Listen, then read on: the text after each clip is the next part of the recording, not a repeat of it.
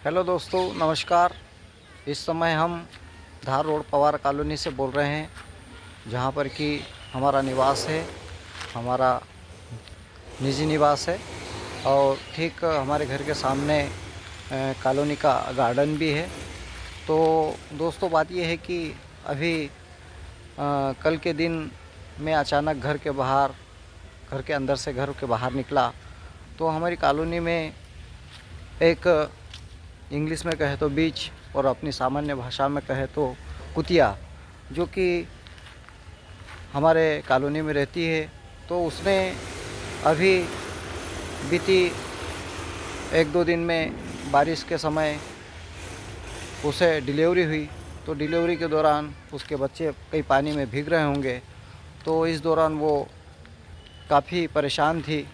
तो मैं अपने घर से बाहर निकला और ऐसे वक्त में कॉलोनी में 1-2 पुरुष और अपने अपने घर के सामने खड़े थे, लेकिन वो कुतिया आकर केवल मेरे पास आई और उसकी भाषा में मेरे से कुछ बोलने लगी। तो मैं समझ गया कि इसे कहीं ना कहीं कोई समस्या है और ये चाहती है कि मैं इसकी मदद करूं।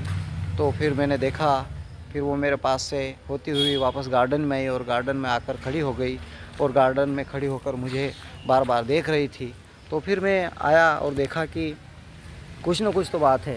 तो फिर मैं आया उसके पास में और मैंने देखा तो उसके बच्चे यहाँ पर किनारे पर पड़े हुए थे मित्रों। फिर मैं आया, बारिश होती थी, तो फिर मैं समझ गया कि इसे आश्रय की ज़रूरत है।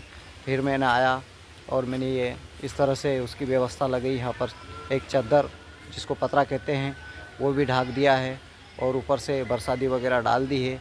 तो इस छोटी सी टपरिया में वो अपने बच्चों के साथ सुरक्षित है, अच्छी है। तो कहने का मतलब है दोस्तों कि कर्म अच्छे करते जाओ। मानव समाज में आज के मानव समाज भी उस चीज़ को समझता है, लेकिन कुछ लोग नहीं भी समझते हैं। तो उस चीज़ की चिंता न पालो, क्योंकि अच्छे कर्म कहीं छिपते नहीं हैं। और इस बात का सबूत हमारी कॉलोनी की बीच कुतिया ने दे दिया कि वो जानती है कि संदीप जाजमे जी कहीं ना कहीं असहाय, दुख दरिद्र लोगों की मदद करते हैं। और उसी को देखते हुए मेरे पास आई और जिस प्रकार से उसने मेरे से व्यवहार किया और उसके व्यवहार से मैं समझ गया और मैंने तत्काल उसकी भी मदद की। तो दोस्तों, कहने का यह मतलब है कि मानव समाज में अपना कर्म करते रहिए, फल की चिंता मत कीजिए। फल ये मानव समाज दे न दे, लेकिन ईश्वर के घर से ज़रूर मिलेगा। वो किस रूप में मिलेगा वो ईश्वर जाने, और जब हमें मिलेगा कहीं ना कहीं हमें भी महसूस हो जाएगा कि ये हमारे अच्छे कर्मों का फल है और इस फल का हम सुख भोग रहे हैं। जय हिंद, जय भारत, वंदे मातरम, भारत माता की जय।